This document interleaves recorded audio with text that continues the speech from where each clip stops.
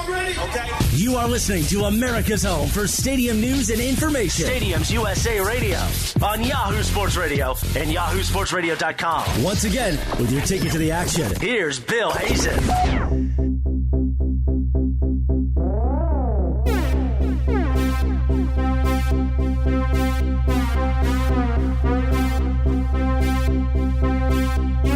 It is always great to have the opportunity to renew friendships from people that I've known along the way. And Mel Proctor, a very fine broadcaster, a person who many of you listening know well from his not only radio broadcast work for many years, but also network television, play-by-play of teams like the Texas Rangers, which was where I met Mel, the Washington Nationals, San Diego Padres, Los Angeles Clippers of the NBA, and the New Jersey Nets. He's worked for NBC, CBS, and TNT, and he is also an accomplished author. Mel has written a wonderful book about a guy who deserves a lot more attention, one of the great baseball minds, Gene Mauch, and it's a book called The Little General, A Baseball Life. Before we dig into that and into stadiums in general, I think probably our audience, as much as anything, many who remember you, they want to know how you're doing. I'm doing great. I'm living in San Diego. I came out here to do the San Diego Padres television, did that for 5 years, and have been here since, and now I'm doing a little of this, a little of that. Things are fine. My kids are grown. I have a son who works for TNT as a director on NBA telecasts, so he's kind of following in my footsteps. And my daughter lives here in San Diego. She's also in the communication business, so everything is fine. You picked a great topic and a great person to focus on in Gene Mauch, and I remember him so much. Why him, and what have you learned about him? Well, it's funny how it happened, because I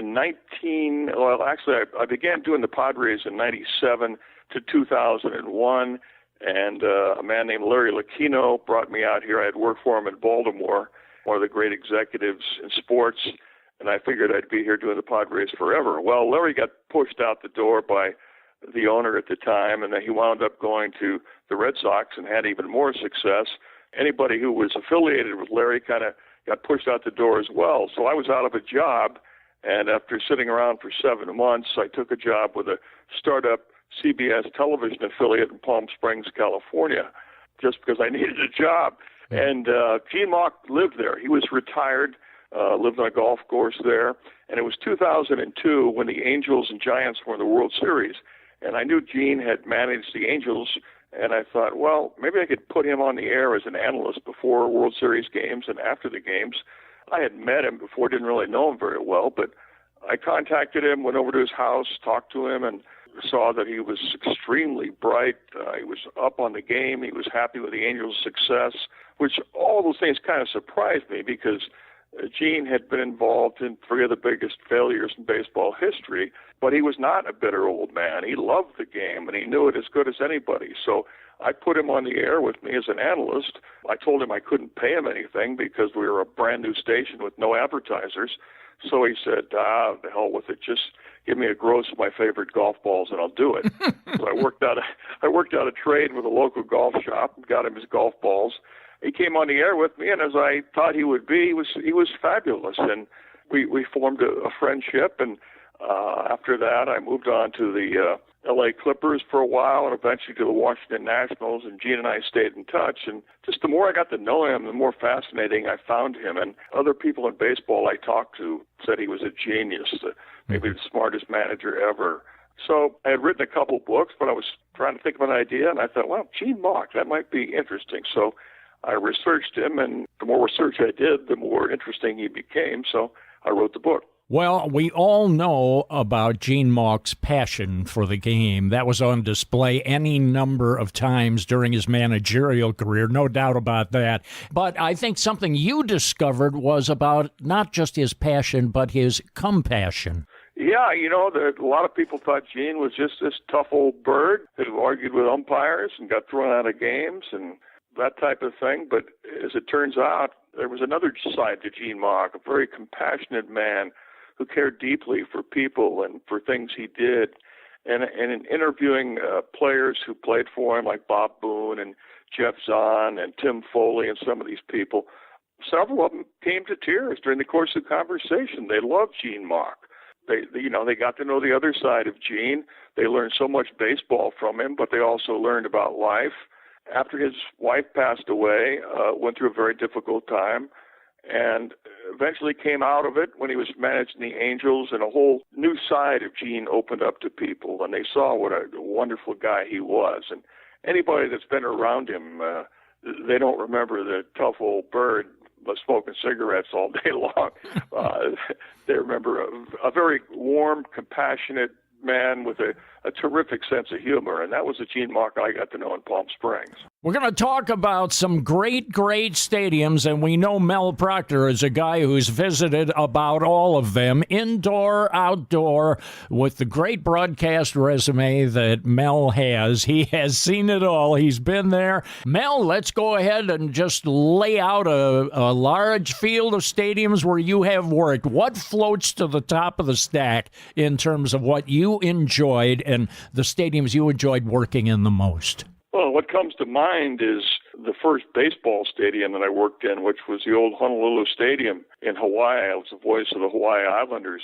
They called it the Termite Palace because it was made out of wood, and supposedly you could hear the termites eating away at the stadium. The place is about to fall apart just about every day, but that's where I kind of began my professional career. But I remember when I got the job, it was at night, and I walked up the stairs to the press box and sat there thinking about the guys who had preceded me there, Al Michaels, before him, Harry Kalas. I kind of dreamed about, well, maybe that'll be me someday, not knowing that it would be. Yeah, indeed. Now, you and I met during the time that you were working and doing the Texas Rangers and Old Arlington Stadium, and a lot of people kind of poo-poo Old Arlington Stadium. What do you remember about that place? I more remember the people that I knew there than the stadium itself. I didn't think the stadium had all that much personality, but I remember one time it was before the game, and the team was taking batting practice, and Sparky Lyle was on the team, the veteran relief pitcher who'd been successful with the Yankees and the Red Sox. And there was some guy in the stands who must have been from Boston, because you could tell by the accent. He said, "Hey, Sparky, I love you and you're the Red Sox, man." And so, Sparky doffed his hat at this guy, and the guy goes, "Hey, Sparky, throw me your hat." So Sparky threw his hat up in the stands to this guy, and Sparky walked a little further, and he goes, "I'm from Worcester. I love you, Sparky. I love you. Can I have your uniform?" And so Sparky took off his uniform top, threw that up to the guy, took off his pants, threw that up in the stands to this guy, and walked into the clubhouse. And the guy said, "Thanks, Sparky. Love you."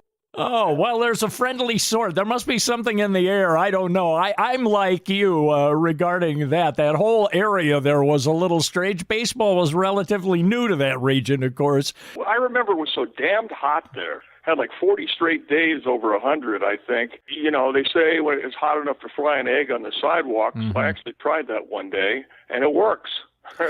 You spent a lot of time in the nation's capital area, both D.C. and Baltimore. And, of course, as you know, they're both very close together. You used to do the Bullets at what was then known as the Bullets at the Cap Center. The thing I remember about the Cap Center was it was a hard place to find. It's funny. My first memory of the Capitol Center, I had taken the job with the Washington Bullets. I was working in Hawaii at the time. And my wife, who was from Maui, I dragged her to the nation's capital to do the Bullets games. This is before the season started. So I said, let's drive out to the Capitol Center. I just want to see this place. And so I remember going into the Capitol Center. It sat about 19,035. But it was this huge cavernous arena, and there was a little bit of lighting, but not much. But it was mostly dark and very eerie. And I remember we sat down in one of the seats there, and I just looked around, and I can still remember the fear that I felt. I thought, my God, I've never worked in an arena this size. I can't do this.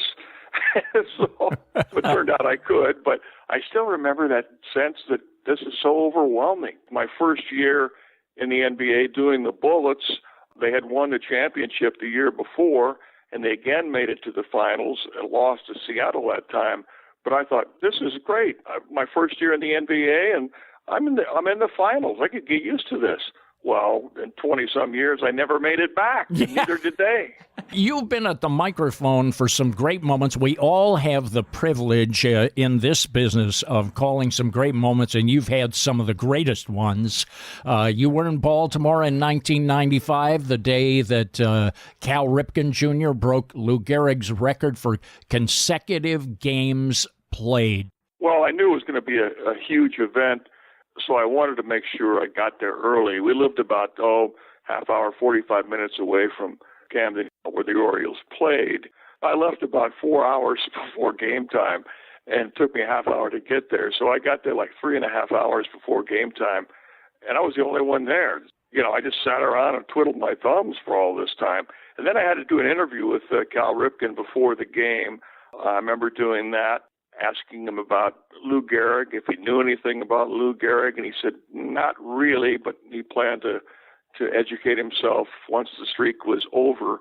But what happened in the game was incredible. I mean, the stadium was packed when Cal reached the point where it was an official game and was announced, and he came out and took a bow. Ended up taking 7 curtain calls. He tried to go back to the dugout, and the crowd started cheering again. He'd come back out and wave to them. He'd go back in the dugout. They kept cheering. This went on for 20 minutes. They cheered nonstop. Well, finally, in the dugout, Bobby Bonilla and Rafael Palmeiro, 2 of his teammates, pushed him out and said, take a victory lap. It was nothing that was planned, but he did. He circled around the stadium, down the first base line, down the right field line, shaking hands with fans and people on the grounds crew that he knew, and people were just going nuts. And he came around center field, down the left field line, and Cal reached home plate, went back, and his family, his wife and 2 kids were there, and he kissed his wife and hugged the kids, and then the speeches began, and it was an incredible thing to be a part of. So how in the world did you go ahead and describe something which lasted, the moment of which lasted a long, long time? Well, the game was actually being televised as well by ESPN, and Chris Berman was doing the game, and he got a lot of credit for doing just that, for shutting up, which is hard to believe about Chris Berman, but he actually did tone it down and let the crowd play. Well, I didn't do that. And at the time, after I read descriptions of how well he did and everything, I thought to myself, I should have just shut up. But then I talked to a few people who said, no, your perspective is much different than his is. You've been around Cal. You've been around Cal's family. You know them. And as he made the trip around in the victory lap, you pointed out people that otherwise the audience wouldn't have known, that it was his dad and his mom, Vi, and his sister and his brother, all people that, you were the only one who knew who they were and could identify them. So you just took a different approach, and I ended up getting praise for the way I did it too, although it was much different than Chris Berman did it or Vin Scully would have done it. Mel Proctor, our guest, well-known broadcaster and author, and gave you a little bit of some inside baseball and other sports regarding stadiums as well.